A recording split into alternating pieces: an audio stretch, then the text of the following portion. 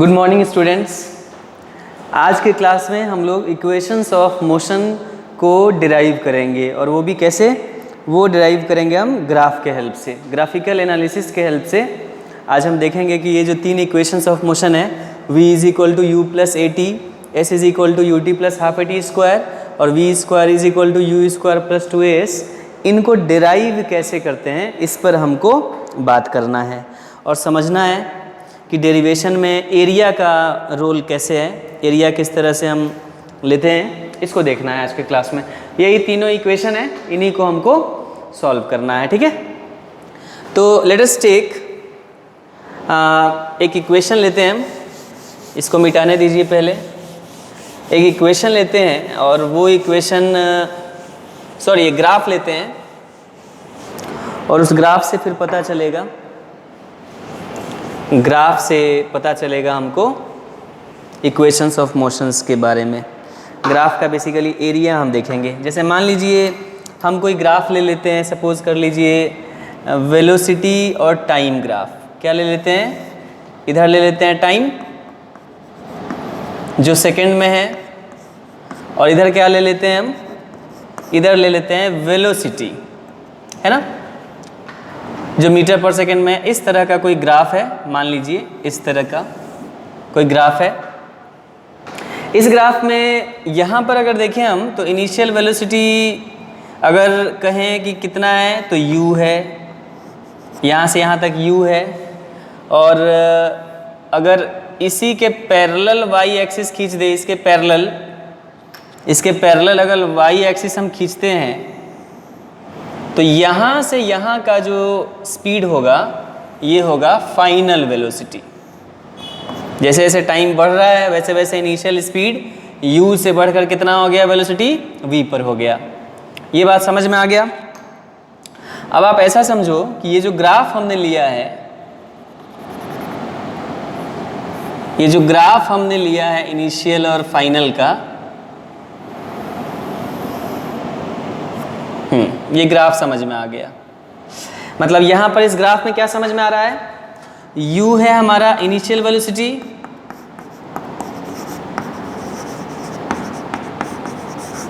और v क्या है?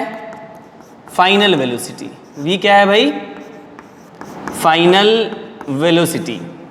अच्छा ये बता दो हमको आप कि ये जो ग्राफ दिख रहा है वेलोसिटी और टाइम का ग्राफ है, और वेलोसिटी टाइम ग्राफ का जो ये होता है, क्या बोलते हैं, स्लोप, वो किस चीज़ को बताता है? तो वो स्लोप बताता है आपको एक्सेलरेशन के बारे में। किस चीज़ के बारे में बताता है?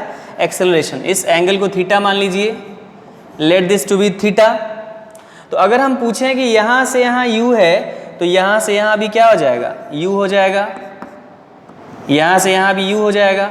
अच्छा ये यहाँ से यहाँ v है, यहाँ से यहाँ u है, तो इतना जो बचा ये किसके बराबर हो जाएगा? तो इतना जो बचा ये हो जाएगा v माइनस u के, यहाँ से यहाँ तक, यहाँ से यहाँ तक। अब जो ग्राफ बेसिकली आपको नज़र आ रहा है वो वेलोसिटी और टाइम का है, और इसका स्लोप अगर निकाला जाए, मतलब स्लोप ऑफ ग्राफ, तो स्लोप निकालने का दो तरीका हमने बताया था। एक तो बताया था टेन थीटा, एक तो बताया था कि स्लोप बराबर टेन थीटा होता है, और दूसरा क्या बताया था कि स्लोप बराबर होता है measurement on y axis.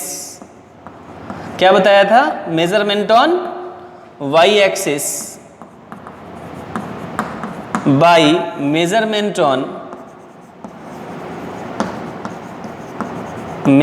On कौन एक्सिस? X axis. अब अगर इस ग्राफ को गौर से देखा जाए, ये जो ग्राफ हमने ड्रॉ किया यहाँ पर, y एक्सिस पर ये कितना काट रहा है? ध्यान दीजिएगा, y एक्सिस पर ये काट रहा है इतना दूरी, जो किसके बराबर है? v माइनस u के। और x एक्सिस पर कितना काट रहा है? तो x एक्सिस पर काट रहा है इतना दूरी जो t के बराबर है, मान लीजिए यहाँ से यहाँ तक। यही ना ग्राफ है हमारा। ग्राफ का नाम दे दो a, और ये क्या है? b। ये जो AB ग्राफ है हमारा, this A and this B, and ये क्या था बीच वाला? थीटा था। तो अगर मेजरमेंट ऑन y एक्सिस देखें, y एक्सिस पर ये ग्राफ कितना कट कर रहा है? तो वाई एक्सिस पर कट कर रहा है v माइनस यू, और एक्स एक्सिस पर कितना कट रहा है t। तो अगर स्लोप इसके हिसाब से निकाला जाए, मतलब ये वाले इक्वेशन के हेल्प से कि स्लोप बराबर measurement on y axis by measurement on x axis, तो स्लोप हो कितना जाएगा, तो स्लोप हो जाएगा बेसिकली आपका measurement of y axis v minus u by measurement on x axis t। नहीं तो टेन थीटा निकालना चाहते हैं तो tan theta is equal to p by b, theta के सामने वाला p जो v माइनस यू के बराबर है और उससे 90 डिग्री बनाने वाला b जो t के बराबर है, तब भी उतना ही आएगा। माने आप टेन थीटा अगर निकालना चाहते हो तो टेन थीटा भी कितना आएगा, v minus u by T, इतना ही आएगा। अब बता दो वेलोसिटी इस इधर कौन सा एक्सिस है, इधर वेलोसिटी का एक्सिस है और इधर कौन चीज़ का एक्सिस है, टाइम का एक्सिस है। मैंने आपको बताया था कि वेलोसिटी और टाइम का जो एक्सिस होता है उसका जो स्लोप है वो क्या बताता है, एक्सेलरेशन। तो स्लोप जो होगा ये किसके बराबर हो जाएगा, एक्सेलरेशन a के, जो बराबर हो जाएगा v minus u by T के। तो at बराबर हो जाएगा v माइनस यू के, तो v माइनस यू बराबर 80 अगर हो गया तो v बराबर क्या हुआ, u प्लस 80। किसके बराबर हो गया भाई, v is equal to u plus 80 के बराबर हो गया। तो पहला इक्वेशन तो डेराइव हो गया, पहला इक्वेशन है ये v is equal to u plus 80, this is the first equation. Equation को डेराइव करने के लिए हमने इस ग्राफ का हेल्प लिया, जिसमें हम देख रहे हैं कि इधर वाला जो एक्सिस है, ये वाला एक्सिस, ये वेलोसिटी का एक्सिस है ये वाला, और इधर वाला एक्सिस टाइम का एक्सिस है। और कोई ग्राफ था इस तरीके से कुछ, ये कोई ग्राफ था हमारा। तो इनिशियल वेलोसिटी ग्राफ में क्या पता चल रहा है, u। यहाँ से ग्राफ अगर रहता तो इनिशियल वेलोसिटी 0 हो जाता, बट यहाँ से ग्राफ लिया है ताकि u भी रहे, और यहाँ पर फाइनल वेलोसिटी कितना है, v के बराबर है, ये u है तो ये भी u होगा, और फाइनली ये जो यहाँ से यहाँ की दूरी होगी ये क्या हो जाएगा, v माइनस यू के बराबर हो जाएगा। फिर एक ट्रायंगल बना a b, और इसको मान लीजिए, इस पॉइंट को क्या मान लीजिए, m। ये तो o है ही, इसको मान लीजिए n, सबका नाम हो गया a b m o n। अब इस ट्रायंगल में a b m में आप देखिए ये थीटा है, तो y एक्सिस पर ग्राफ कितना काट रहा है, v माइनस यू, और x एक्सिस पर कितना काट रहा है, तो यहाँ से यहाँ का वैल्यू टाइम का t है, तो v माइनस यू बटा टी, यही स्लोप हो गया।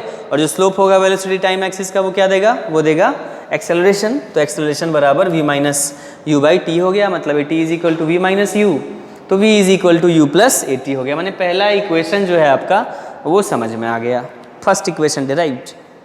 अब हम बढ़ते हैं दूसरे इक्वेशन की ओर। दूसरा इक्वेशन हमको समझना है, ठीक है, और ये ज़रूर ध्यान रखना है कि स्लोप वेलोसिटी और टाइम का क्या देगा हमको, तो वो हमें देगा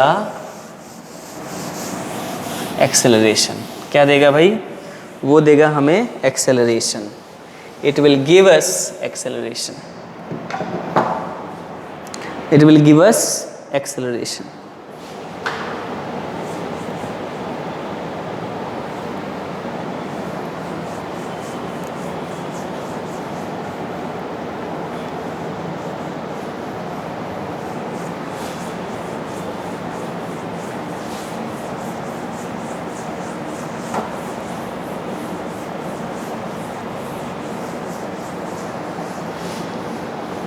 ठीक है, अब दूसरा इक्वेशन देखना है।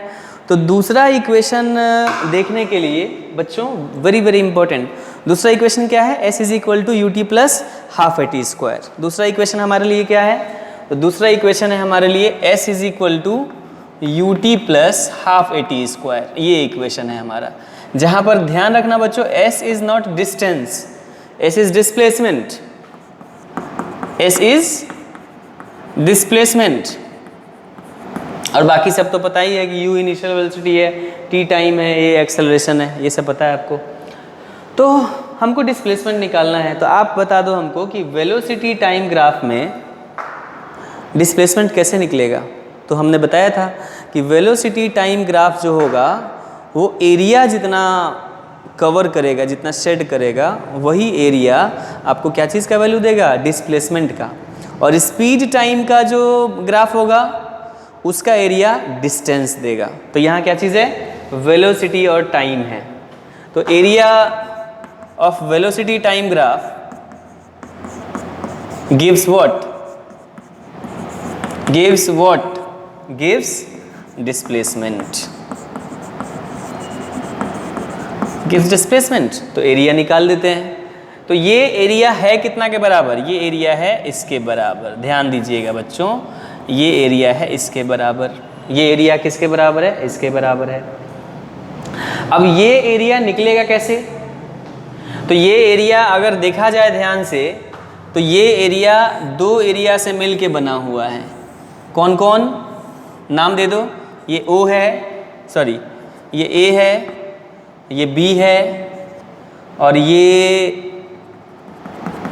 M है, और ये N है, और ये O है। ये टोटल एरिया निकालना है हमको। ये टोटल एरिया हमें निकालना है। This total area is to be calculated. ये टोटल एरिया हमें निकालना है। ये एरिया अगर हम निकाल लेते हैं टोटल, तो हमको डिस्प्लेसमेंट मिल जाएगा। तो ये टोटल एरिया निकलेगा कैसे? तो ये दो एरिया का मिक्सचर है। एक तो ये ट्रायंगल का एरिया और दूसरा ये रेक्टेंगल का एरिया। अगर ये दोनों निकाल के जोड़ दें हम, तो हमें मिल जाएगा टोटल एरिया। तो एरिया ऑफ ट्रायंगल कितना हो जाएगा? ध्यान देना बच्चों, एरिया ऑफ ट्रायंगल ABM, ये किसके बराबर हो जाएगा? Half into base into height, half into base into height, यही ना होता है? Half into base into height, this is the value of area. अब जरा बता दो आप, हाफ के जगह हाफ, बेस की जगह ये दूरी कितना है? तो ये दूरी टाइम के बराबर है। देख लो ना भाई, ये दूरी किसके बराबर है? टाइम के बराबर है। तो टाइम है ना, एंड इनटू हाइट, हाइट किसके बराबर है? तो हाइट बराबर है, हाइट ये दूरी किसके बराबर है? v माइनस यू के। याद रख लो बच्चों। और ये दूरी किसके बराबर है? u के बराबर है, क्योंकि ये दूरी भी किसके बराबर था? u के बराबर था। इस ग्राफ में देख के पता चल रहा है, ये दूरी u के बराबर है, ये भी u के बराबर है, ये इतना जो है v माइनस यू के है। तो कितना हो जाएगा? v माइनस यू के, है ना। अब ये कितना हो जाएगा? Half an into T, and v minus you किसके बराबर है? तो अभी अभी देखे हैं, v माइनस यू बराबर 80 के बराबर है। किसके बराबर है भाई? 80 के। तो क्या हो जाएगा ये? 80। अभी इक्वेशन 1 में देखे हैं ना, ये इक्वेशन 1 था, v is equal to u plus 80, उसमें लाए थे ना हम। तो ये v बराबर यू प्लस 80 है, तो v minus u is equal to 80 हो जाएगा। तो ये हो गया half 80 square. Let this to be equation A। ये ट्रायंगल का एरिया निकला। अब इसका एरिया निकालना है, माने area of rectangle AMNO, area of rectangle AMNO, rectangle जो बन रहा है ये वाला AMNO, इसका एरिया क्या हो जाएगा? तो इसका एरिया हो जाएगा लंबाई गुना चौड़ाई। लंबाई किसके बराबर है? ON या AM, जो मानना है मान लो, ON या AM। और चौड़ाई किसके बराबर है? MN। ON किसके बराबर है? तो ये टाइम के बराबर है भाई, ये बात तो समझ ही लो ना। ये ON किसके बराबर है? टाइम के बराबर है। या MA किसके बराबर है? टाइम के बराबर है। ये दोनों तो पैरेलल ही है, तो ये टाइम के बराबर है। और MN किसके बराबर है? U के बराबर है। तो ये आ गया UT। तो टोटल एरिया, ये एरिया तो हो गया UT और वो एरिया हो गया हाफ 80 स्क्वायर। टोटल एरिया जोड़ेंगे तभी ना टोटल डिस्प्लेसमेंट मिलेगा हमें। तो टोटल एरिया कितना हो जाएगा? अगर हम जोड़ना चाहें यहाँ पर टोटल एरिया, अगर हम जोड़ना चाहें तो कितना हो जाएगा? तो टोटल एरिया जो होगा हमारा, ये हो जाएगा ट्रायंगल का एरिया प्लस रेक्टेंगल का एरिया। ट्रायंगल का एरिया है, रेक्टेंगल का एरिया है UT और उसका है हाफ 80 स्क्वायर। तो UT प्लस हाफ 80 स्क्वायर, यही ना हो गया टोटल डिस्प्लेसमेंट। जो कौन सा इक्वेशन हो गया? Equation 2। So S is equal to UT plus half 80 square में S डिस्प्लेसमेंट है, निकल गया। टोटल डिस्प्लेसमेंट बराबर टोटल एरिया, और टोटल एरिया में दोनों एरिया को जोड़ना है, इस एरिया को भी और इस एरिया को भी। तो इस तरीके से आपने देख लिया सेकंड इक्वेशन को भी, मतलब S is equal to UT plus half 80 square को भी आपने समझ लिया। अब बचता है थर्ड इक्वेशन। थर्ड इक्वेशन को कैसे करना है ज़रा उसके बारे में बात कर लेते हैं। इसको मिटा दूँ मैं, इसको मिटा दूँ, okay.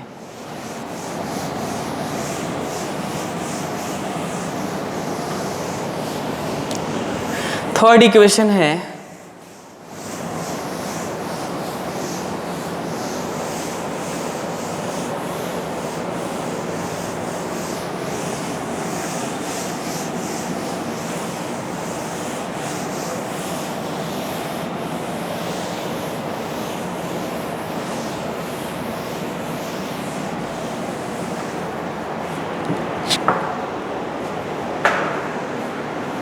Third equation.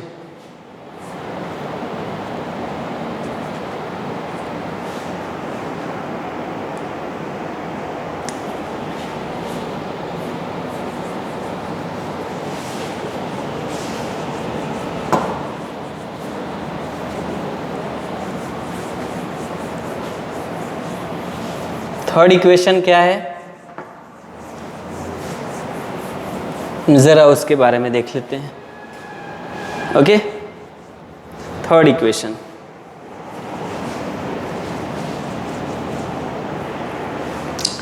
Third equation हमारा हो जाएगा क्या भाई? तो थर्ड इक्वेशन हो जाएगा v square is equal to u square plus 2as। यही ना थर्ड इक्वेशन है, इसी को डिराइव करना है। तो इसको डिराइव करने के लिए अच्छा हाँ एक बात ध्यान देना है, इसमें s डिस्प्लेसमेंट नहीं है, इसमें s क्या है? डिस्टेंस है। So this s is distance, basically this s is distance. इससे पहले वाला जो s is equal to u t plus half a d square था, उसमें जो s था वो क्या था? डिस्प्लेसमेंट था। और यहाँ पर ये डिस्टेंस है, तो कैसे निकलेगा डिस्टेंस? तो देखिए सबसे पहले तो इस पूरे अगर हम एरिया को फिर से निकालने की कोशिश करें, मतलब इस पूरे एरिया को अगर हम फिर से निकालने की कोशिश करें, ये पूरा एरिया है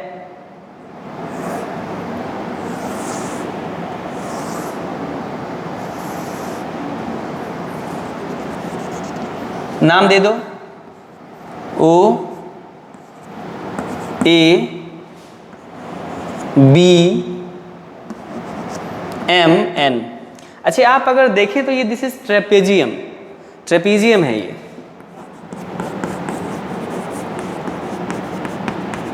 और ट्रेपेजियम का जो एरिया होता है वो क्या होता है?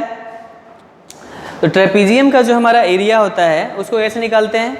अगर आपको याद नहीं है तो ट्रेपेजियम का जो एरिया होता है उसमें आप सबसे पहले करेंगे क्या कि दो पैरेलल साइड को ले लीजिए और पैरेलल साइड जो भी दोनों पैरेलल है उनको ऐड कर दीजिए और मल्टीप्लाई कर दीजिए उनके बीच का जो डिस्टेंस है। जैसे यहाँ अगर बात करें हम, इस ट्रेपेजियम में पैरेलल साइड कौन है? तो पैरेलल साइड है this side and this side. तो इस पूरे ट्रेपेजियम का जो एरिया होता है, मतलब ध्यान दीजिएगा, एरिया ऑफ ट्रेपेजियम अगर बात करें हम, एरिया ऑफ ट्रेपेजियम क्या होता है? What is area of trapezium? तो ये होता है sum of parallel sides, sum of parallel sides into distance between parallel side, distance between parallel sides. ये निकलता है एरिया ऑफ ट्रेपेजियम, ये इस तरीके से निकलता है एरिया ऑफ ट्रेपेजियम। तो यहाँ अगर हम एरिया ऑफ ट्रेपेजियम निकालना चाहें तो सबसे पहले तो आपको ध्यान देना है कि यहाँ पर ये दूरी किसके बराबर है भाई? u के। ये दूरी किसके बराबर है? टोटल v के, जिसमें से इतना दूरी किसके बराबर था? तो v माइनस u के। और ये u है तो ये भी u है, और यहाँ से यहाँ की दूरी किसके बराबर है? टाइम के बराबर है। अब सवाल उठता है यहाँ पर कि इस ट्रेपेजियम का जो एरिया निकालना चाहें हम, मतलब अगर हम ये टोटल एरिया निकालना चाहें, ये टोटल एरिया निकालना चाहें अगर हम ट्रेपेजियम का, है ना, ये टोटल एरिया निकालना चाहें अगर हम, यहाँ से यहाँ के बीच का क्या है समय? टोटल टाइम t है। तो अगर ये एरिया हम निकालना चाहें, ये वाला एरिया कैसे निकलेगा? एरिया होगा किसके बराबर? तो एरिया बराबर area of trapezium, area of trapezium, trapezium का साइन है, ये किसके बराबर होगा? तो सम ऑफ पैरेलल साइड्स, क्या है भाई? सम ऑफ पैरेलल, एक चीज में मिस्टेक हो गया, हाफ यहाँ लगा होता है, half into sum of parallel sides, तो हाफ और sum of parallel sides, parallel sides कौन कौन है? A O and plus B N, and into इनके बीच का दूरी क्या है? ओ एन या ए एम, जो भी लिखना चाहते हैं लिख दीजिए। तो ये कितना हो जाएगा? हाफ। ए ओ किसके बराबर है? यू। बी एन किसके बराबर है? B n, v. And o n किसके बराबर है भाई? तो ओ एन बराबर है टी के, टाइम टी के बराबर है। और आपको पता है कि v माइनस यू बराबर ए टी, तो t बराबर क्या हो जाएगा? v माइनस यू बाई ए। इस t को अगर हम यहां पुट कर दें तो एरिया ऑफ ट्रेपीजियम जो हो जाएगा हमारा, वो क्या हो जाएगा? एरिया ऑफ ट्रेपीजियम, ये क्या हो जाएगा? Half into u plus v n into t. T के जगह पर क्या रख दिया जाए बताइए? टी के जगह रख दिया जाए v minus u by a. इसको v प्लस यू लिख सकते हैं, मतलब half v plus u into v minus u by a plus b into a minus b, a square minus b square by a. और ये total area, जो area of trapezium होगा, ये total distance के बराबर हो जाएगा। ये बात तो मैंने कई दफ़ा कहा है कि एरिया जो निकलेगा स्पीड टाइम ग्राफ का या वेलोसिटी टाइम ग्राफ का, स्पीड टाइम ग्राफ का निकलेगा तो उसमें हम ले लेंगे स्पीड, ये डिस्टेंस ले लेंगे। तो ये जो निकलेगा एरिया ऑफ ट्रेपीजियम, ये डिस्टेंस बता देगा। तो s बराबर half v square minus u square by a. और यहाँ से फिर आते हैं आगे, तो यहाँ से अगर आगे आते हैं तो क्या आ जाएगा? माने s बराबर half into v square minus u square by a है, तो इससे क्या हो जाएगा? 2।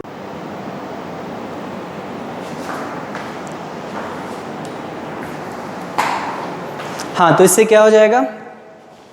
यहाँ पर हो जाएगा s is equal to half v square minus u square by a, तो 2, तो ये कितना हो जाएगा? 2 इधर मल्टीप्लाई होकर हो जाएगा 2as is equal to v square minus u square. तो फिर यहाँ से कितना हो जाएगा? V square minus u square is equal to 2as, तो v square is equal to क्या हो जाएगा? U square plus 2as। यही है आपका इक्वेशन 3, इक्वेशंस ऑफ मोशंस का इक्वेशन 3।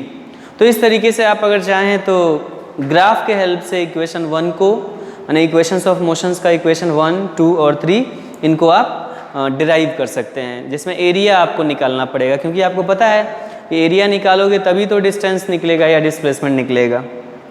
तो एरिया बेसिकली निकालना है, बाकी चीज़ें खुद हो जाएंगी। तो इस तरीके से हम इसको कर लेंगे।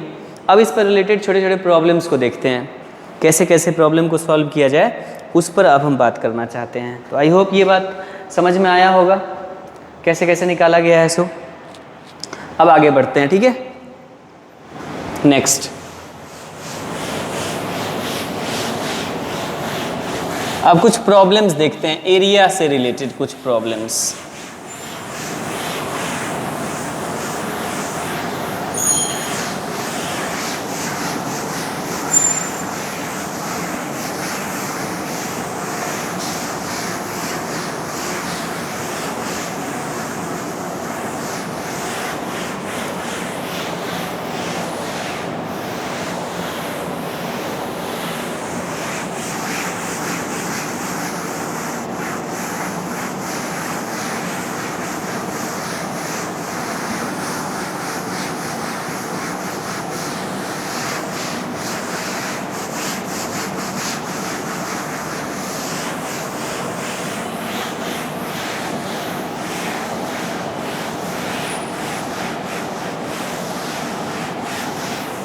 अब कुछ प्रॉब्लम्स देखते हैं ग्राफ से रिलेटेड,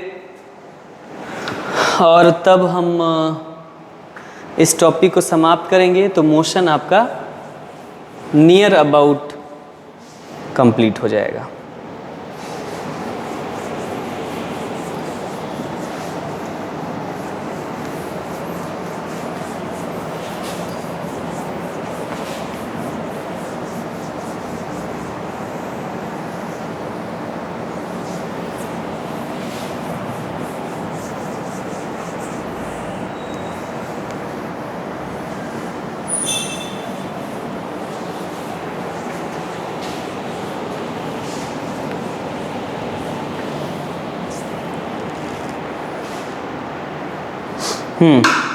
अब कुछ इम्पोर्टेंट प्रॉब्लम्स के बारे में बात कर लेते हैं हम। इम्पोर्टेंट प्रॉब्लम्स, अच्छे अच्छे क्वेश्चंस को देखते हैं हम, ठीक है। उठाते हैं सवालों को।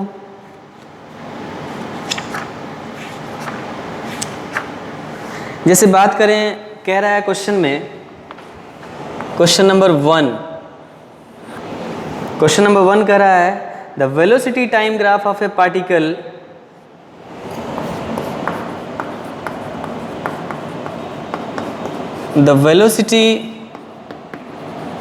Time graph of a particle moving along a straight line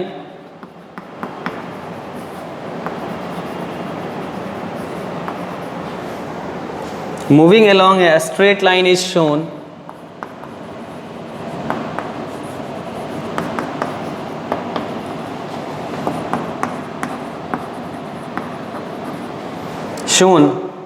what is the displacement of the particle, what is the displacement of the particle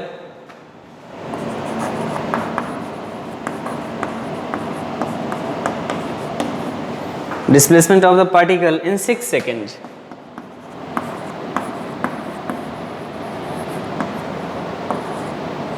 छः सेकेंड में पार्टिकल का डिस्प्लेसमेंट क्या होगा, ये आपसे पूछा जा रहा है। और जो इक्वेशन है, जो ग्राफ दे रखा है, वो ग्राफ कुछ इस तरह का दिया हुआ है। बहुत इंपॉर्टेंट क्वेश्चन है ये।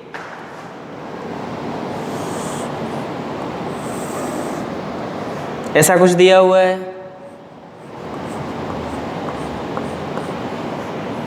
ये दे रखा है, ये दे रखा है 4, और ये दे रखा है 0, ये दे रखा है 4, और ये दे रखा है 8, और इधर टाइम है एक्सिस में। इधर क्या है, इधर कौन से एक्सिस में टाइम है, इस एक्सिस में टाइम है। कौन चीज़ में है टाइम, सेकंड में है। और इस एक्सिस में वेलोसिटी है जो मीटर पर सेकंड में है।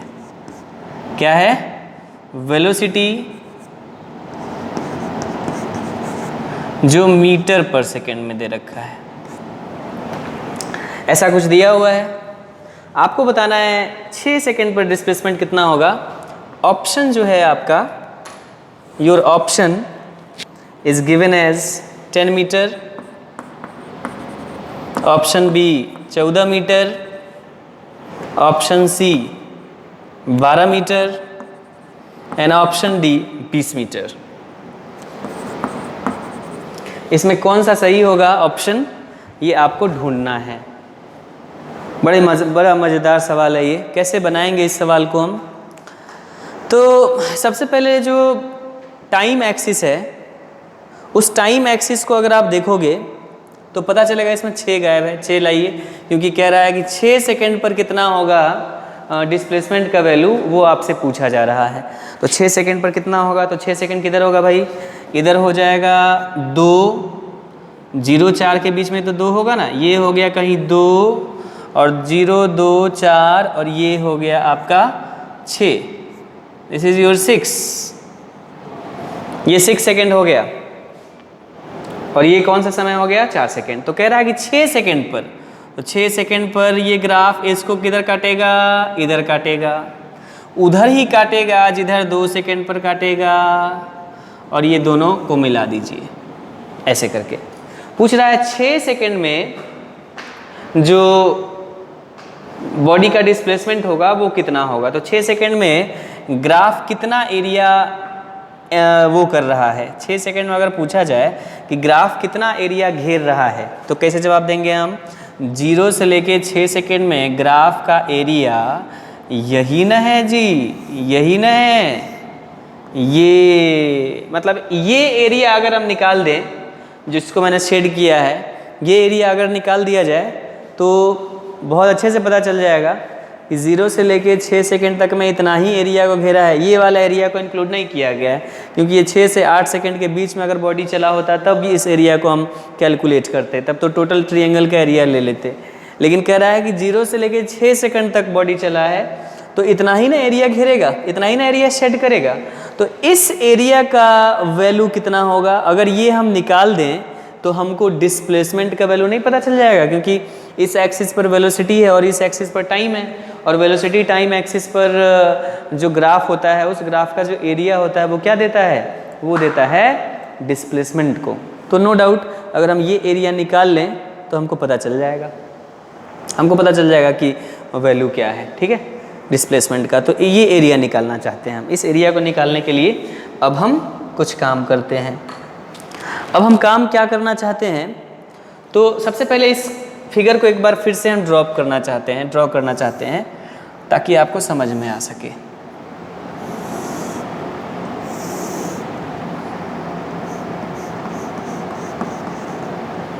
ये 0 है, इधर टाइम एक्सिस है भाई, और इधर वेलोसिटी है। अच्छा, ये जो वैल्यू दे रखा है 4, और ये कितना दे रखा है वैल्यू, यहाँ भी 4 है और यहाँ पर कितना है 8 है। और यहाँ की अगर बात करें तो ये कितना है 2, और यहाँ की बात करें तो ये कितना है 6। तो 6 को मिलाएंगे तो जो जाहिर सी बात है ये और ये सेम पॉइंट पर मिलेगा, ऐसे इसको कर देंगे। हमको इधर वाले, देखिए ध्यान से, हमको इधर वाले पूरे पोर्शन का एरिया निकालना है ना। तो इस पूरे पोर्शन में जो एरिया मिल रहा है वो क्या क्या चीज़ का मिल रहा है, ध्यान दीजिएगा। एक तो ये जो रेक्टेंगल बन रहा है, ये रेक्टेंगल, इसका एरिया। दूसरा ये जो ट्रायंगल बन रहा है, ये वाला ट्रायंगल, इसका एरिया निकाल के जोड़ दें। और फिर ये जो ट्रायंगल बन रहा है, ये जो ट्रायंगल बन रहा है, अगर इसका एरिया भी जोड़ दें हम, तो इस पूरे शेडेड रीजन का जो एरिया है क्या वो नहीं पता चल जाएगा, वो एकदम पता चल जाएगा। मतलब इस पूरे एरिया को निकालने के लिए 3 फिगर का एरिया हमको निकालना पड़ेगा, एक रेक्टेंगल, एक ट्रायंगल और एक यहाँ ट्रायंगल। तो नाम दे देते हैं सबका। सबसे पहले तो नाम अगर दिया जाए तो ये A है, ये B है, ये O है, ये M है, ये N है, ये P है और ये Q है मान लीजिए। तो सबसे पहले एरिया निकालना चाहता है। ऐसे ध्यान दीजिएगा, ये 2 है, मतलब फोटो में देख के पता चल रहा है कि यहाँ से यहाँ आधा है 4, तो उस 4 का आधा क्या होगा, 2 ही ना होगा। मैंने सिमेट्री के हेल्प से हम ये पता लगा लिए कि 2 यहाँ पर होगा और 6 कहाँ पर होगा, यहाँ पर होगा। तो अगर हम ध्यान दें, अगर ये यहाँ से यहाँ टोटल 4 है तो इस सिमेट्री के हेल्प से पता चल रहा है कि यहाँ से यहाँ कितना है, 2 है। यहाँ से यहाँ कितना है, 2 है। तो सबसे पहले हम निकालना चाहते हैं एरिया ऑफ रेक्टेंगल। क्या निकालना चाहते हैं बच्चों, एरिया ऑफ रेक्टेंगल। ये कितना निकलेगा, तो लंबाई गुना चौड़ाई। लंबाई किसके बराबर है, 2 से 6 गया है, मतलब बीच में कितना आ गया, 4 का। तो 4 लंबाई, और चौड़ाई यही ना है, चौड़ाई कितना के बराबर है, चौड़ाई बराबर है 2 के। अगर आप देख रहे होंगे तो पता चल रहा होगा, यहाँ से यहाँ टोटल 4 है तो यहाँ से यहाँ 2 है। तो 4 गुना 2 कितना हो गया भाई, 8। कितना हो गया, 8 मीटर स्क्वायर, क्योंकि ये भी मीटर में है और ये भी मीटर में है। चलिए ठीक है, तो 8 मीटर स्क्वायर एरिया हो गया, या यूनिट रहने दीजिए, सीधे 8 लिख देते हैं। तो एरिया ऑफ रेक्टेंगल जो है वो कितना हो गया, 8 हो गया।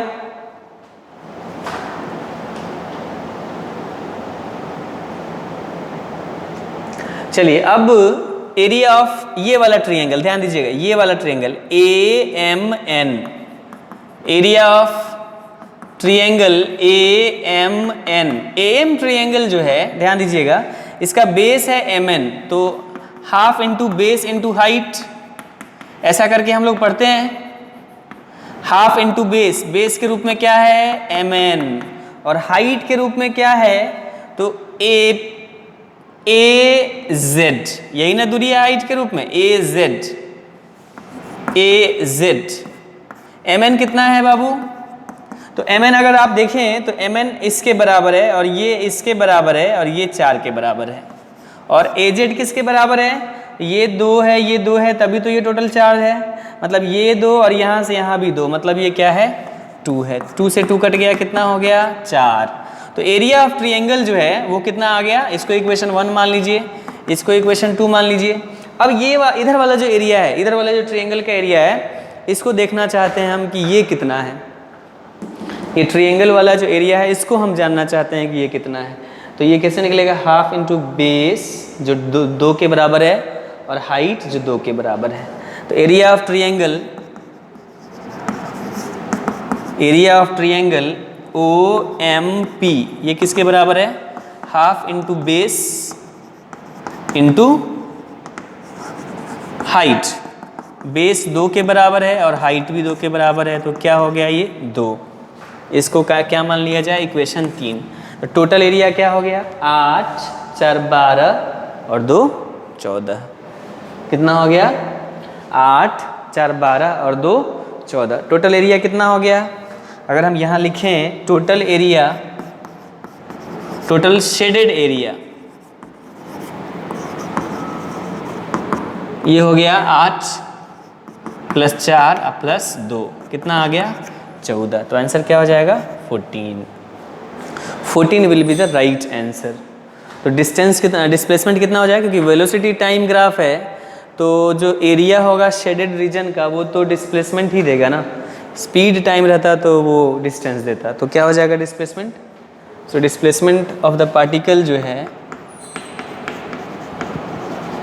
Displacement 14 metre.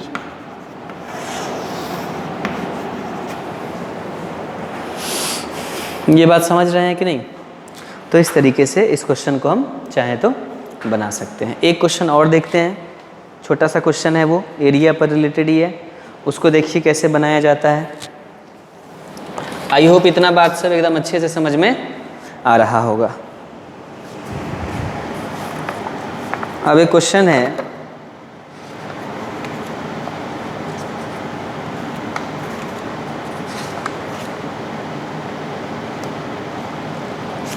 इसको मिटा दूं, इस सवाल को तो मिटाया जा सकता है। अब नेक्स्ट क्वेश्चन की ओर बढ़ते हैं, इसको मिटा देते हैं।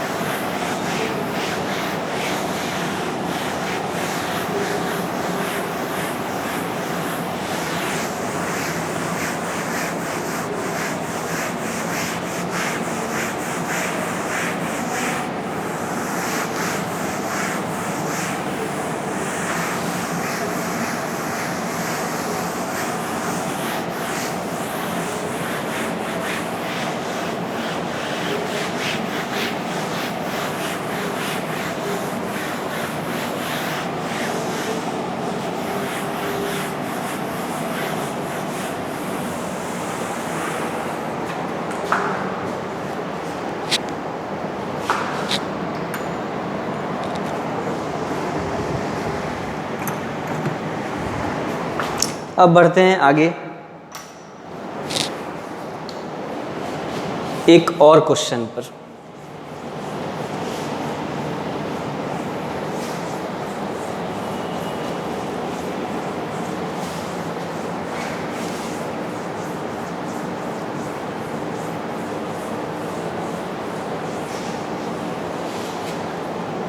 क्वेश्चन क्या है कि हमारे पास एक ग्राफ दिया हुआ है, वेलोसिटी टाइम ग्राफ है ना। एक ग्राफ दिया हुआ है,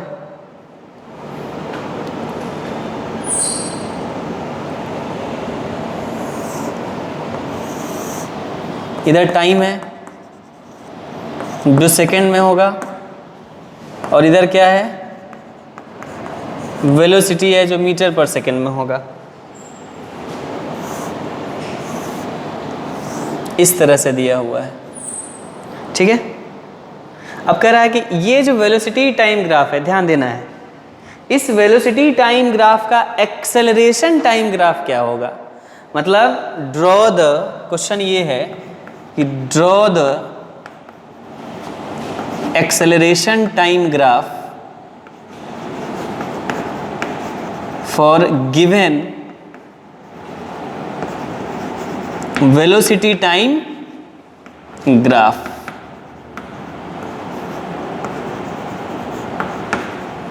ऑप्शन भी दिया हुआ है, कह रहा है कि इसका ग्राफ क्या होगा।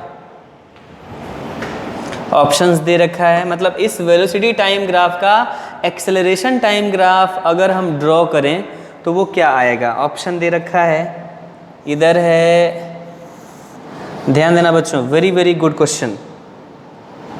इधर है ओरिजिन 1,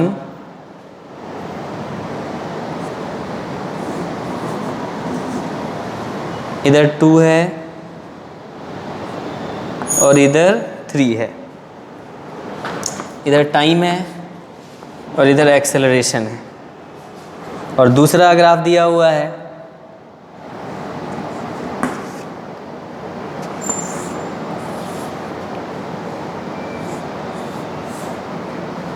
इधर एक्सेलरेशन है और इधर टाइम है। वैल्यू दे रखा है, 1 यहाँ, 2 बीच में और 3 यहाँ। चौथा ग्राफ जो सी ग्राफ है ऑप्शन, वो कुछ इस तरीके से दिया हुआ है, टाइम इधर है और एक्सेलरेशन इधर है। और जो चौथा ग्राफ है वो कुछ इस तरीके से है।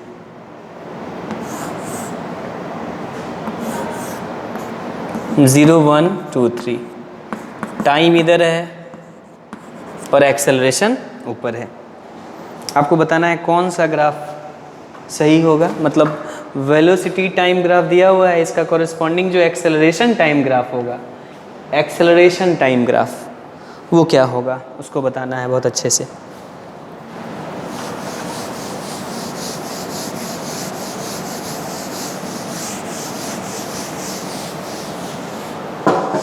देखो बच्चों, अगर आप गौर से देखो इन सवालों को,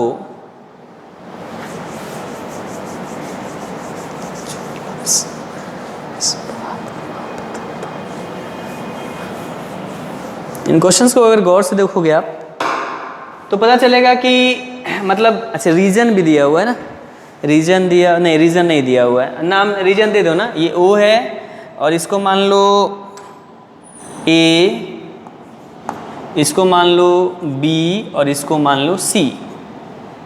अगर आप ध्यान दें क्वेश्चन को, मतलब वेलोसिटी टाइम ग्राफ को अगर ध्यान दें तो पता चलेगा ओ ए जो है, ओ ए रीजन में जो स्लोप है वो तो पॉजिटिव है। माने स्लोप इसका जो होगा वेलोसिटी का और टाइम का जो स्लोप होगा वो एक्सेलरेशन बताएगा। और यहाँ पता चल रहा है कि टाइम जैसे जैसे बढ़ रहा है वैसे वैसे वेलोसिटी बढ़ रहा है। मतलब ओ से ए वाले रीजन में जो एक्सेलरेशन है वो पॉजिटिव है, तभी तो वेलोसिटी को वो बढ़ा रहा है। तो अगर हम बात करें कि ओ ए रीजन में जो वेलोसिटी है वो इंक्रीजिंग है कि डिक्रीजिंग है, तो वेलोसिटी इज इंक्रीजिंग। और वेलोसिटी इंक्रीजिंग का मतलब है कि जो एक्सेलरेशन है वो 0 से बड़ा है, माने पॉजिटिव है। कुछ ना कुछ है। और अगर ध्यान दें ए बी रीजन में, तो यहाँ पर ए बी रीजन में वेलोसिटी का जो वैल्यू है, टाइम कितना भी बदल रहा है, जो वेलोसिटी का वैल्यू है ए बी तक वो सेम है। मतलब पता चल रहा है कि ए बी में वेलोसिटी नहीं बदला, और नहीं बदला तो ए बी रीजन में एक्सेलरेशन क्या है, 0 है। माने ये पता चल रहा है कि ए बी रीजन में velocity is constant, velocity is constant, और velocity is constant, this means कि एक्सेलरेशन इज 0। उसी तरह से बीसी रीजन में पता चल रहा है कि वेलोसिटी टाइम के बढ़ने के साथ घट रहा है, तो यहाँ वेलोसिटी इज डिक्रीजिंग, मतलब एक्सेलरेशन इज निगेटिव। इधर एक्सेलरेशन इज पॉजिटिव, इधर एक्सेलरेशन इज 0 एंड इधर एक्सेलरेशन इज निगेटिव। मतलब बीसी रीजन में कहा जाए कि वेलोसिटी क्या है, तो वेलोसिटी इज डिक्रीजिंग, और डिक्रीजिंग कहने का मतलब है कि एक्सेलरेशन इज निगेटिव। ये एक्सेलरेशन का तीनों बात जो है ये बच्चों आपको क्लियर होना चाहिए। अब इसमें पूछ रहा है, ये जो ग्राफ दिया हुआ है, पहले वाले ग्राफ में अगर आप देखेंगे तो पता चले ऐसे टाइम का वैल्यू भी दिया हुआ है क्या, हाँ टाइम दिया हुआ है 0 1 2 3, इधर दिया हुआ है, इसके कॉरेस्पॉन्डिंग जो टाइम दिया है बच्चों, इसके कॉरेस्पॉन्डिंग जो टाइम दिया है ये 1 दिया है, ये बीच में 2 दिया है, मतलब यहाँ टाइम इसके कॉरेस्पॉन्डिंग 2 दिया है, और यहाँ इसके कॉरेस्पॉन्डिंग 3 दिया हुआ है, नहीं लास्ट में 3 दिया हुआ है, लास्ट में क्या दिया हुआ है, 3 दिया हुआ है, ये नहीं दिया हुआ है, ऐसा कुछ दिया हुआ है। तो बताइए तो 0 से 1 सेकंड के बीच में जो टाइम था उसमें एक्सेलरेशन क्या था, पॉजिटिव था। तो 0 से 1 सेकंड तक के बीच में जो एक्सेलरेशन था वो वाई एक्सिस के ऊपर है, पॉजिटिव है, और एक्सेलरेशन जो भी है वो कांस्टेंट है। वैसे भी आपको मोशन विथ कांस्टेंट एक्सेलरेशन पढ़ना है। और दूसरा अगर स्लोप देखिएगा तो स्लोप इसका क्या है, कांस्टेंट है, और स्लोप कांस्टेंट है तो एक्सेलरेशन तो कांस्टेंट होगा ही। तो इसका मतलब इस रीजन के लिए 0 से 1 रीजन के लिए एक्सेलरेशन पॉजिटिव है और कांस्टेंट है, तो एक्सेलरेशन इज कांस्टेंट। और 1 से यहाँ मतलब कि 3 रीजन के लिए, 1 से 2 के लिए, सॉरी 2 है, ये हमसे भी मिस्टेक हो गया, ग्राफ में ये क्या दिया हुआ है, ये दिया हुआ है 2, ग्राफ में वो क्या दिया हुआ है, 2 दिया हुआ है, 0 1 1 से 2। 1 से 2 के लिए देखिए, तो 1 से 2 के लिए एक्सेलरेशन इस एक्सिस पर लाई कर रहा है, इस एक्सिस पर लाई करने का मतलब एक्सेलरेशन किसके बराबर है, 0 के बराबर है।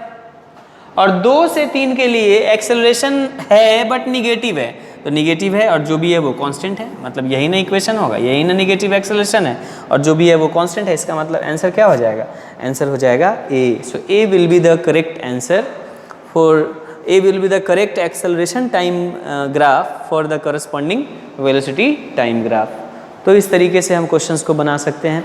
आई होप जो एरिया वाला कॉन्सेप्ट है वो समझ में आया होगा। अब इसके बाद प्रोजेक्टाइल मोशन पढ़ना है, नेक्स्ट वीडियो में उसके साथ मिलते हैं। तब तक के लिए बाय बाय।